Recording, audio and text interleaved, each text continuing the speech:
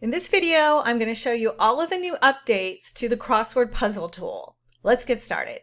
To get to the tool, you can go to either Activity Books, Crossword Puzzle Tool, or simply click on the crossword icon. As with all of our tools, you want to start with selecting the size. I will use an 8.5 by 11.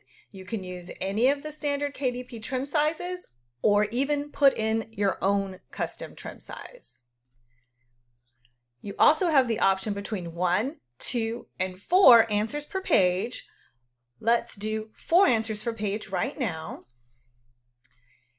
Then on the puzzle settings page, we're going to set up how many puzzles we have. For this demonstration, I'm going to use 4 puzzles. You also have the option to start numbering your puzzles with something other than 1. I'll show you that a little bit later.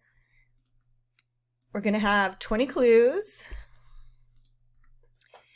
And I'm going to use 25 by 25 for my grid size. We're going to keep it at 60%. You can make the puzzle size take up more or less of the page. That's your choice. You also have the choice between having your answers be in uppercase, lowercase, or whatever case you inputted into the tool. We've also added the ability to use AI to generate the clues and answers. Very excited about this. A lot of you have asked for this. I'll demonstrate that to you in a minute. But first, let's just show you all the general options. For the title, you can have title number, and that's going to start on the number that I told you about under the puzzle settings. So it will just say puzzle 1, puzzle 2, puzzle 3, based on what you put here for title. So you can put crossword puzzle. If you're doing them in a different language, you can change the language. You can put whatever you want there, and it will put that text and the numbers sequentially from 1, 2, 3, 4, etc. You also have the ability to set the font you want to use for your title separately from the numbers, the clues, the down across text, and the answer. So now you can set all the fonts separately for all the text on your pages, so you can really customize how your puzzles look, and you won't have books that look like anyone else. For this example, I'm going to use different titles. So I have a spreadsheet where I have the titles, so I'm just going to copy and paste them. And let's use a different font. How about we use Merriweather for the titles? And I like Roboto for the numbers, so I'm going to leave that. The clues, we can change the clues if we want. Let's say we want the clues to be in Pacific Co-Regular, so let's put that there. And then you add your clues here. So I have those in a spreadsheet as well, so I'm just going to cut and paste them from my spreadsheet into here. So there's all my clues. The down across text, that's the text that's going to appear above your clues for the down and the across. You can also set those to whatever you want. So if you're creating puzzles in different languages, you can customize this for whatever language that you're using. You also now have the option to center these words over the clues, and I'll show you that in a second. In the answer page, this font is going to be the font that's going to show up for the answer pages of your crossword puzzles. I'm just going to leave that at Roboto. So next, I need to copy and paste all of my answers, which are also in a spreadsheet to make it easy. There we go. So let's go ahead and do a preview and see what we got. That looks pretty good. You can change this font size to make it larger. I like this font size for the title, so I think I might change this to the Pacific Co-Regular. And this is kind of hard to read, so I'm going to put it back to Roboto, which is fairly easy to read. Let's also make that a little bit bigger, so we can just change the font size on the puzzle pages, and we can also change the font size on the answer pages. So let's go preview the answer page, and it looks like we need to have the font size a little bit smaller. So let's pull it down to 10.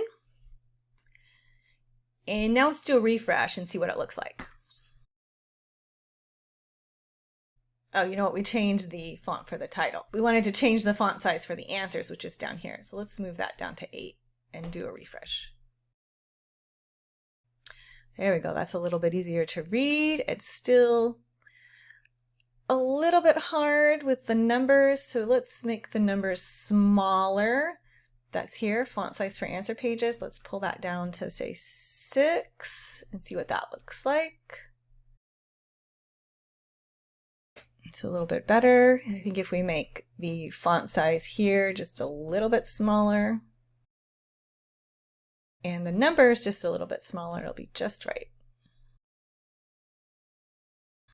There we go, I like that one. Let's go back and check the puzzles. So I was telling you earlier, you can have the words across and down, or whatever text you put for across and down, you can have that centered. And you do that by going over here under down and across text and clicking on center over clues. And when you do that, it's going to look like this. So now it's centered over here and over here. So it's up to you whether you want to center it or don't center it, depending on the puzzle, depending on what you're doing. I'm going to uncenter it because that's my favorite way. Note that you can also change the font used for the across and down text and the font size. So you can customize that as well. One of the other things you can customize is the color of these squares here. If you pull this all the way to the right, it'll go to white, and then those squares will go away. And that will look like that. You can make them lighter, you can make them darker, however you want it to look in your book, that's up to you. And then once you get everything the way you want it, you click on the download PDF button and download it. And now I have my entire PDF with each of my puzzles and then my answers. So one of the other things you can do is puzzle starting number. You can change it. Maybe you want to have 10 mazes, and then you want to have 10 crossword puzzles, and then 10 word searches. You can use this number to change the starting number. So let's say this is going to be the second set of 10 in my book, or I'd probably recommend going with 12 instead of 10 because of the 4 answers per page, because you want to be consistent and have all of your answers for each puzzle type all on the same page and not have wasted space. So 12 is a good number to use for that. And if you did that, then the next one you're going to start on 13. And then we go back here and switch it to different title. And then we have puzzle. And now it's going to give us puzzle 13. And so it's going to be puzzle 13, 14, 15, and 16. So this is a really easy way for you to combine different puzzles and then just keep your counting of the puzzles and your numbering of the puzzles consistent. All right, and now for the most exciting addition to our Crossword Puzzle Tool, the ability to use AI to generate your clues and answers. So to do this, you need to have themes for your puzzle. And I went in to ChatGPT and I asked it to give me some themes for an adult crossword puzzle. So here's my themes. I have 12 themes. So I'm going to put 12 up here for 12 puzzles. This case, I want to start with 1, or I can use my themes over here as the titles for my puzzles if I wanted. In addition to entering your themes, you can select an age level. So if you're doing them for children, for example, you could say children 6 to 8, children 8 to 10, children 12 to 14, teens, adults, seniors, whatever you want. Put that in there, whatever the age level is of your target audience. And you can also input a maximum length for the answers, and that will keep the answers to whatever length you have here. So if you put 15, none of the words would be more than 15 characters long. So let's go ahead and do a preview and get our AI generated puzzles. Now with this, you need to be very patient because it takes a lot of time for each one of the puzzles. It has to go out to the AI interface and pull the answers out. So it does take a lot of time. If you're going to do a book with a whole bunch of these, I suggest that you kick it off, go get coffee and come back.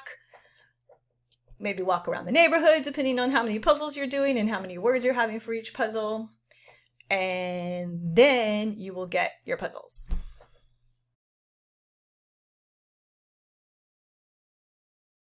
And here we have the puzzle that was generated entirely by AI. Here's all of the answers for the 4 different puzzles for the preview.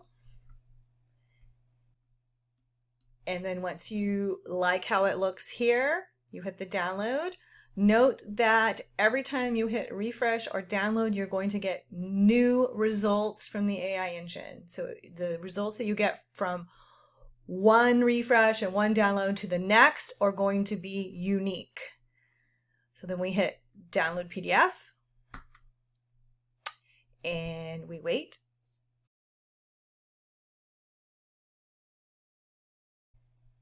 And here is our final PDF. It has each one of the puzzles that was generated by AI. And that is followed by the answer pages. That's going to make it so much easier for you to do your crossword puzzles because now you don't have to come up with the clues and answers all on your own. All you have to come up with is the themes for each one of your puzzles. I hope that you're now inspired to go make crossword puzzle books or include crosswords in your activity books. If you have any questions about how to use this tool, leave it in the comments below. And don't forget to like and subscribe. See you in the next video.